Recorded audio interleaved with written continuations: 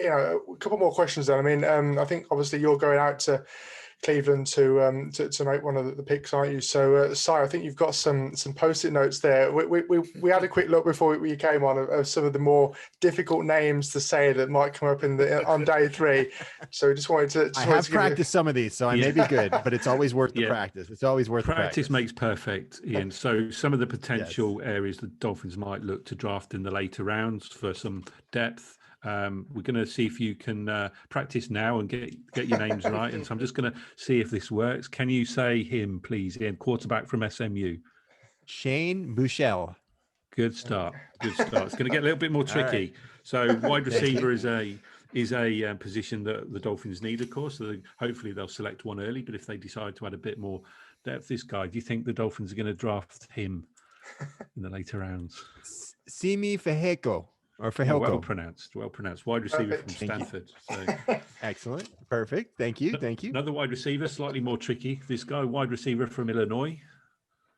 This one gets me. This is Imator Hebi. Is that one name or two? No. Oh, no. Hold on. I know this one. So it's Josh Imatorbhebhe. Good, nice. Yeah, I had to put a hyphen. Practice that one. I practiced that one like 3 or 4 times. That's why I couldn't fit him all on the post-it, Ian. So. Right, just 2 more. There's a running back the Dolphins might look to support if they don't draft Harris or Williams. This guy, running back from Iowa State. Kine Nwangu. Yeah, we'll let you have that one. I don't know what that one is there. Nwangwu. Right, and then the last one, Ian, this is probably the most difficult one of the lot. It's another wide receiver from Northwestern. This guy, do you think the Dolphins will draft him? How do you spell that first name, though? I'm trying to figure out what the last letter is. Ramakd? Ramaud, I think. Rmaud. Aud. All right. First name. Ramaud Chiokoloa. Yeah, we'll give you that one. I haven't got a clue whether you're right, Ian, but it sounds really good. So. You got to tell me if I'm right. I guess we'll find out, won't we? Yeah, just want to wish you all the best for that experience. Thank Ian. It's you. another thing that fans can only dream of doing, and you've certainly earned your right to be there for this year. I'll tell you one thing that I'm going to do too, and I've got to figure out what I'm going to say, but I'm going to take the card that I'm going to be reading, and I'm going to write like some sort of encouraging message, and I'm going to send it to the player, because for me, this is an experience as a fan, right? But for them, that card represents their life being changed, and their life is being changed as being part of our favorite team, the Miami Dolphins, right? So I figured I'll give it to him, and he can look at that and use it as motivation. I'll figure something out really nice to say, but I like the idea that I thought about doing something like that. Nice. I'm sure it will be well appreciated throughout the Dolphins community as well, Ian, for sure. But it's a challenge for you as well. Dare you to give Roger a chest bump, Christian Wilkins, when you walk on stage. Full Christian Wilkins. I hope he'll be there. I hope he will be there, because I'm only going to be announcing on the 3rd day. So I don't know if Mr. Goodell will be there on the 3rd day. I know obviously he announces all of them on the 1st day. But whatever's going to happen, I'm super excited. I understand Byron Jones is going to be there on the 2nd day, on Friday, announcing our 2nd and 3rd round picks. So I will be there Friday because we fly in Friday. So hopefully I'll have an opportunity to see what the picks are, and then also to say hello to Byron, because I think that would be really special.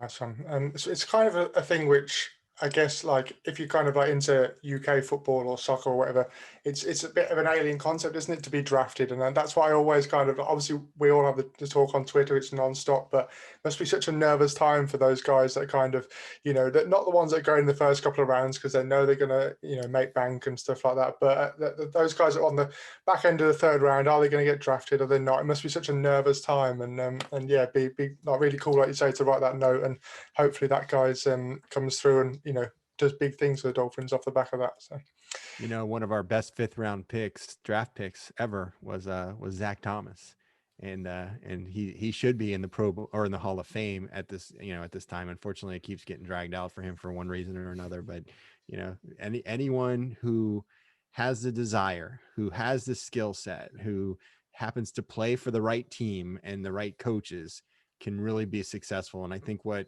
Coach Flores likes to do is, and this is something that we've seen change with Coach Flores over the prior regimes, is he really tries to coach up the players that he has versus trying to bring in players that were coached up somewhere else. And then they try and fit them here with the Dolphins, and it doesn't always work. So I think you're going to see for him, Coach Flores, he loves to work with those 5th, 6th, and 7th round players to make them successful. So hopefully that will continue.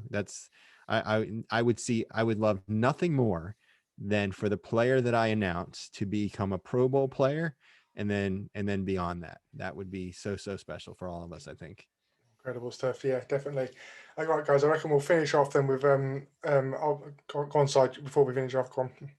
I know, quite happy to wait, Andy. Go ahead. I know, cool. All right. I was going to say we'll go around. Obviously, you're not flying out till Friday, and so I was wanting to hear what everyone's plan is for the first round.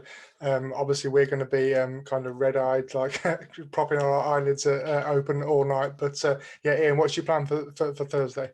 So the Miami Dolphins are hosting a draft party, which will be the first time in 2 years that they have had a draft party at Hard Rock Stadium, and it's on the field.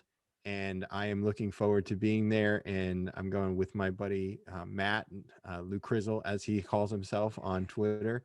And there's a bunch of people who are going to be there that I know on Twitter, and they've said, we got to come meet you. You know, it's the first time that we're actually able to be in the same place together for a while. So it's going to be really special. It's going to be really nice to see everybody. And then our friend, I believe he actually mentioned it, Travis Wingfield is going to be hosting the on stage event. So that is going to be really something neat to watch. Also, just being there, we're going to be yelling and screaming and having a good time. That's what we do, right, at Hard Rock Stadium, and that's what we do as Dolphins fans. So that's going to be a fun night. Awesome. And Lee, what's your plan? Oh man, we always do the same. We always watch draft day in the few hours leading up to the draft because we're trying to stay up. So we've got to do something football related. And by that point, I can't look at Twitter rumors any longer. I can't, like, you've seen so much nonsense over the last few weeks, and then you just get to the absolute insane levels on draft day. I'm just like, nope, can't watch it anymore.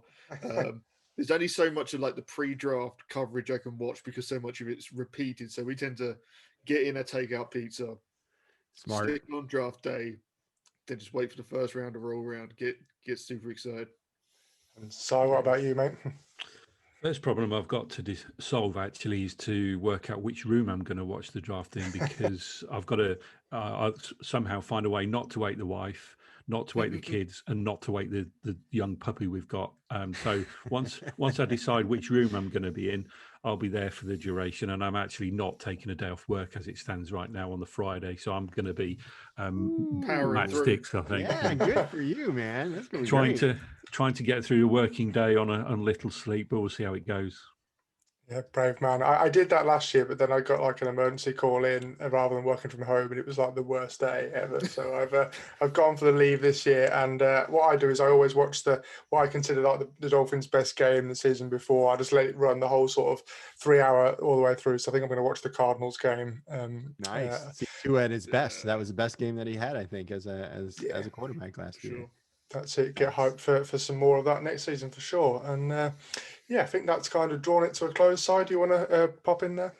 Yeah, last thing I want to say. So personally, Ian, I hate mash and I like roast. But what's your favourite potato? I'm dying to know, Ian. And my favorite potato is French fries, Simon. It's and that's one of my weaknesses. And I have not eaten French fries in the last 6 weeks because I'm really on this strict, like, losing my COVID, losing the pandemic weight that I put on over the last year. So French fries is number one, mashed potatoes is number two, then I can do baked potatoes number three. So, and which of course, baked potato is the healthiest out of all of them. But that's it. But as you know, I am no longer a mashed potato or a potato cleaner. I am a potato peeler. And my newest girlfriend did not. She only liked baked potato, and we just couldn't go any further than that. Yeah, deal breaker. That was a deal breaker. Yeah, for those that don't know what we're talking about, check out Ian's Twitter feed and they can see for themselves. Which reminds me, where can we find you on socially? And if folks don't already know already. Yeah, so I am Ian693 at Twitter right now, and then also you can find my writings and podcasts through the dolphinstalk.com. network. And then also I have my own YouTube page. You have to search Big E Miami Dolphins. If you search just Big E, you're going to find a really popular wrestler who is not me. And so that is that's where you'll find me. And as the season gets closer, we'll be putting a lot more content. I'll be doing a lot more. I do the weekly 2-minute drill every Wednesday evening. I'll be going back to that. I haven't done it since the end of the season. So, but this week is going to be insane, obviously with draft coverage and everything else. And I'm going to try, while I'm in Cleveland, I'm going to try and put out as many pictures and videos of the experience so everybody can see what it looks like actually on the ground floor. And we'll see how many Dolphins fans are going to be up in Cleveland. I understand there's going to be a lot of them. So I'm happy about that. Nice one. All right, we'll leave it there. Thanks a lot for joining us, mate. We really appreciate it. And hopefully we'll have you back on sometime soon. Fins up, everybody.